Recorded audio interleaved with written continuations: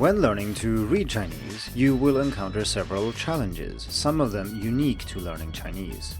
What are these challenges? What do they mean for you as a student? And how can you overcome them?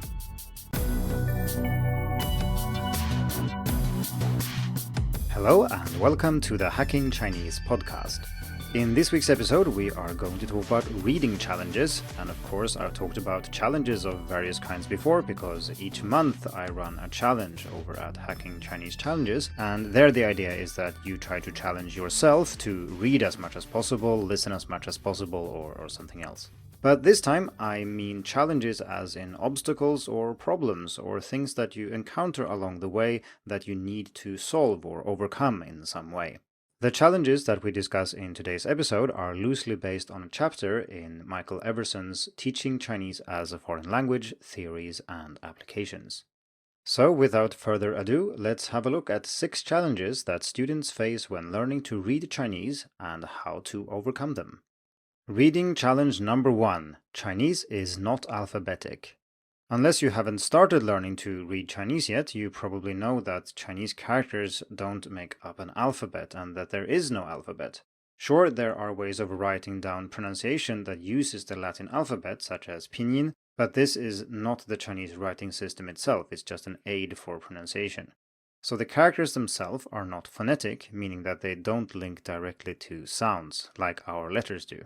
It is true that most Chinese characters do contain components that relate to pronunciation, but this link is not direct enough to be immediately useful for students all the time, and it's very far away from being an alphabet.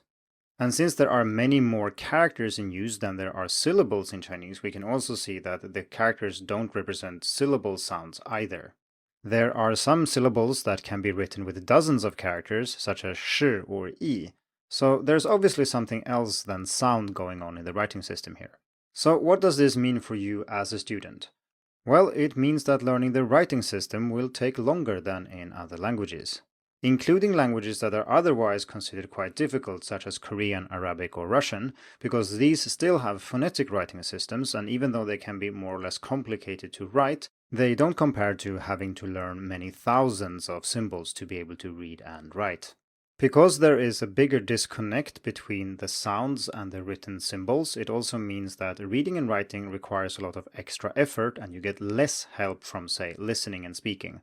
Although that is still useful, but we will get back to that later in this episode. How can you as a student overcome this challenge? Well, there's not much you can do about how Chinese works. I mean, the language is not going to change because it's hard for us as foreigners to learn it, but there are certain things you can do relating to your attitude. For example, if you look at it in one way, you can say that this is very annoying and very frustrating that they don't have an alphabet. It would be so much easier if there was one, and so on. On the other hand, you can also see this as being something unique in the world of languages and that it is an extraordinary journey to learn to read Chinese, and that is fascinating in itself, which is a much more positive emotion, which will also make it more enjoyable and quicker to learn to read. Another thing to consider is what you learn to read and write, because by being more selective here, you can spend your time more wisely and not just learn every single word you encounter and trying to read everything regardless of difficulty, because since it takes longer, this will consume almost all of your time. This is particularly true for handwriting, so unless your course requires you to write everything by hand, you should probably stay away from that, because unless you don't, you will end up spending a majority of your time learning to write characters by hand, and there's so much more to learning Chinese than that. I'm not saying you should never learn to write by hand, I'm just saying that it's not what you should spend all your time doing. You should also try to understand the writing system, which is indeed reading challenge number 2, understanding how Chinese characters work. We have already established that Chinese characters aren't phonetic in the sense that an alphabet or syllabary is, so what are characters then, and how do they work? Are they just jumbles of strokes? Maybe pictures? Maybe something else? The truth is that there is no single answer to this question because there are many different types of characters that came about in different ways. Most characters are combinations of components where one gives the sound and the other is related to the meaning. The components themselves are usually simpler characters that started out as pictures. So what does this mean for you as a student? Well, as a beginner, it means that it's important to realize that understanding how characters work is really important. A basic principle that underpins any kind of efficient learning is that understanding is crucial. If you're trying to memorize things that don't mean anything or don't make sense, that is significantly harder than trying to memorize something that does make sense. So by studying the structure of characters and understanding how they work, learning them becomes much more efficient. This is something I can still relate to, even though I started learning Chinese well over a decade ago. The characters that I forget how to write, which of course happens occasionally, are usually characters that I don't really understand or haven't studied properly, but just have relied on rote learning, and that seldom works in the long run. So, how can you overcome this challenge as a student? It's beyond the scope of this episode to explain how characters work, and that is indeed something we've already spent many episodes discussing in a series focusing on the building blocks of Chinese. And if you want to listen to the first episode in that series, I suggest you check out episode 54. Let's move on to reading challenge number 3. Chinese reading is not an isolated skill. And what I want to say here is that even though it can appear that reading is separate from, say, listening, this is not really the case, and it's not the natural way to learn the language either. If you think about it, native speakers spend years with the spoken language before they even touch the written one. And that makes it considerably easier to learn to read. One way of putting it is to say that the spoken language is the real language, the natural language, whereas the written language is quite artificial and something that is created. It's a little bit like the relationship between music and musical notation, or maybe notation for choreography for a dance or something. It's not the dance itself or the music piece itself, but it is a way of writing it down. And if you then try to learn this notation before you learn the language itself, it does become a little bit backward and harder to do. I'm not saying that that is impossible, you can do it, but learning all of these things at once certainly make it more complicated and also takes longer. And this is exactly what this means for you as a student, because in most programs you will learn listening, speaking, reading and writing at the same time, which is not really recommended. I discussed this topic in more detail in the first episode of the podcast, Should You Learn to Speak Chinese Before You Learn Chinese Characters? And the short answer to that question is yes, if you can, but how much you delay learning characters is up to you. I would also like to mention that this is sometimes a somewhat sensitive topic. There are many Chinese teachers, especially more traditionally minded ones, who think that you have to learn characters and you have to learn characters from the very start, otherwise you are not learning Chinese for some reason. I don't think there is much merit to this way of thinking. I see no problem with delaying learning Chinese characters a bit and focusing on the spoken language first. Using pinyin for support is perfectly reasonable, and I'm not saying that that is the end goal and that you should stick to pinyin for the rest of your life. I'm just saying that that is a useful way to get started. Naturally, if your main interest in learning Chinese is to learn Chinese characters, then of course you can ignore this advice. So how do you overcome this challenge as a student then? If you are in a course where you're required to learn all 4 skills in parallel, I suggest that you try to spend as much extra time as you can on the other skills. And this might seem weird, we're talking about reading here, but I really think that listening and not having a foundation in the spoken language makes reading a lot harder. So if you can invest more time in the spoken language, you will also find that the reading language comes more easily. If you have more control over your learning, such if you're learning on your own or maybe with a private teacher, then naturally you can adjust, like I just said. You can delay learning characters, you can learn things in the spoken language first and then learn to write them and read them later. Let's move on to challenge number 4. Exposure and experience are important but elusive. In order to understand what this means, we need to talk about 2 types of processing, namely bottom-up and top-down. So bottom-up processing is what allows you to extract information from the reading material, such as decoding characters and words, segmenting sentences into words, and then trying to build a coherent meaning based on these things. Top-down processing uses information that is not in the text itself. Maybe it's prior knowledge you already have in your head.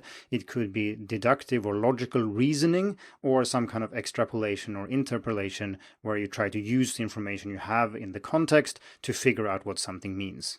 So when it comes to bottom-up processing, and this is true for both listening and reading, you need a lot of experience to be able to do this quickly. The first time you see a character in a text after you've learned that character, it will take you some time to recall what it means. But when you've seen it hundreds or thousands of times, it will come quickly to you and you might not even have to think about what this character means. So this is what I mean when I say that exposure is extremely important, because it automates these bottom-up processes that are necessary for reading. What does this mean for you as a student? Well, the most important thing is that most students read too little. I don't necessarily mean that you spend too little time on reading. I mean that you spend too much time reading texts that are too short. So you're spending the time with a very limited amount of text. And this is usually because the text that you read is very difficult. If you think about it, chapters in your textbook are typically quite hard. They contain lots of new words, new grammar, and so on. So therefore, reading will be very slow. Compare that to reading something which is slightly below your level, where you can read mostly without looking up words. Then you would be able to cover many, many more characters, and the bottom-up processes would benefit greatly from the automation that results from this. This also helps build up reading speed, which is very nice to have and is essential for many proficiency exams too. So how can you overcome this challenge then? Well, I see 3 ways. So the first is to rely on material that is carefully written for you, and if you know no Chinese characters at all, you need to start with something that aims at the very beginners, obviously. And this is something I do in my course Unlocking Chinese, and you can check that out if you're interested. But you can also do this with a teacher, and most courses do this at the very beginning too. So focus on those resources that are written for people who know exactly as many characters as you do. And the goal here should not be to teach you lots of new characters, it should be to use the ones you already know. The second way is to use more than one textbook, because if you think about it, if you start a second textbook and you start from chapter 1 in that one as well, you will know most of the words already. And in the third textbook, you will know even more words, and you will not necessarily think that the reading or the dialogues are very difficult because you've studied similar things before. And this is a very good tip if you are a complete beginner. Method number 3 works when you've learned maybe 100 or 200 characters and can start with graded readers, because these don't attempt to teach you new things, they rather do the opposite. They use the same characters and words over and over, and the longer you read, the easier it will become. And if you compare with a textbook, that becomes more and more difficult the later in the book you get, but a graded reader is exactly the opposite, which is great for building that experience and exposure. The goal of all these methods is to get to what's called extensive reading, which essentially means reading and comprehending most of what you're reading so you can read lots more and then gradually absorb new words from what you're reading. And this is something I introduced in episode 16. Let's move on to reading challenge number 5. Reading is about more than the text itself. And this is something that becomes more and more relevant the more advanced your Chinese gets, because you will figure that there are many situations where you understand all the characters and all the words and maybe all the grammar, but you still have no clue what this means or why the author wrote this. This is largely related to top-down processing and prior knowledge, so there could be things about current events, Chinese culture, or something related to those things that you simply don't know, but that the author relies on you knowing to make sense of the text. And naturally, this doesn't happen very much in beginner textbooks, because then the authors make a point of explaining these things. But once you start reading authentic texts, i.e. text written for native speakers, this will happen all the time. So for you as a student, this means that this is a problem that will persist, probably forever to a certain extent, and that there's not much you can do about it apart from reading more and trying to learn more about history, culture, current affairs, and so on and so forth that people are referring to in these texts, and thereby you will be able to understand them better. It's also good to know that it's not your fault, you're not being stupid. This happens in Chinese, it happens in other languages as well. And it's very easy to underestimate the amount of knowledge that is required to make sense of a text. And that is information that is not contained in the text itself. Because if you think about it, an author cannot write down everything, explain every single reference, and so on. It would be very tedious and books would be 10 times as long as they are and nobody would read them. There are a few things you can do to overcome this challenge though, and that is to work on your top-down processing. And there are many things you can do when it comes to reading strategies. For example, you can try to form an hypothesis about what something means and keep reading. Maybe you can come back and re-evaluate it, look at the context, and try to deduce what you think it might mean. And then if you really don't understand after finishing the text, well, then you just need to ask someone whose Chinese is better than yours. But often, if you tolerate a little bit of ambiguity, i.e. you are okay with not understanding everything, many of these things will fall into place automatically just by reading more or rereading once again once you've finished the text or something like that. When it comes to learning more about Chinese culture and maybe about China itself, it can also help to stay up to date in your native language, especially if you're a beginner. It will be a while until you can read about Chinese history in Chinese and learn things that way, so it doesn't hurt to use your native language to learn more about China and the culture. Okay, we have now reached the sixth and final reading challenge. Authentic texts are hard. And this is something I think most of you who have tried reading Chinese that isn't written specifically for learners, is that it is kind of difficult. It is much harder than you'd think. And this is something which is very different from learning a language that is close to your native language. So for example, as a Swede, I can pick up a book in German and learn something from reading it, even though I've never studied German. I can recognize many words, I might be able to figure some of them out, and so on. Naturally, I will not be able to understand whole sentences or indeed the whole text, but I can still make sense of some things, so simply reading will help me advance. And the same is of course true if you know Spanish and start reading Italian. You might be able to learn a lot that way without looking many things up and just guessing your way forward. But in Chinese you can't really do that. You can't guess anything when you're a beginner, so this will be very hard. And for you as a beginner, this really means that authentic text isn't something that you will encounter or should deal with early on. I know it's very tempting to do this, and I think many people who study on their own do this at some point. I know I did. I picked up a newspaper and tried to read the headline and the first article when I knew like 50 characters or something. And you can do this. It takes hours to get through even a short paragraph. And I'm telling you, with the benefit of hindsight here, that this is not a wise way to invest your time. It really isn't. You're much better off sticking to materials you can deal with as much as possible without relying on a dictionary or a word list. Now, as a student, there are of course ways to overcome this, but these are generally things that work better if your Chinese is slightly more advanced. For example, you can use pop-up dictionaries, you can use speech synthesis, and you can use all these types of tools to make reading easier. But this is not something that really works well if you know very little. So I still don't advise that you use these tools to read newspapers, even though you in theory could by using a pop-up dictionary and checking every single word. If you want some inspiration for what resources you could use at a lower level, I suggest that you check out episode 33, where we discuss the best free Chinese reading resources for beginners and intermediate and advanced learners if you're interested in that. So those were 6 reading challenges that you will face when trying to learn to read Chinese. And all of them are of course possible to overcome. It takes a lot of dedication and time, but it's definitely doable. You can learn to read Chinese. Because the Chinese writing system isn't phonetic, mastering it takes longer and requires different strategies. Most importantly, you need to understand how characters work in order to learn them efficiently. But in most cases, it also makes sense to focus on the spoken language first, because learning to read something you've already learned in the spoken language is much easier and doesn't require you to learn too many things at once. You should also try to read as much as you can at a manageable difficulty level, rather than always push the limits and try to read challenging texts, which is what most textbooks and courses have you do anyway. This will help you automate bottom-up processes and will also enable you to learn more about the language and the culture. Of course, you will learn the most about the language and the culture by reading authentic text, but like I said, it's okay to delay that until later simply because they are too difficult. And finally, good luck on your journey. Thank you for tuning in to the Hacking Chinese podcast. If you like this episode, please share it. More information and inspiration about learning and teaching Chinese can be found at hackingchinese.com. See you in the next episode, and until then, good luck with your studies.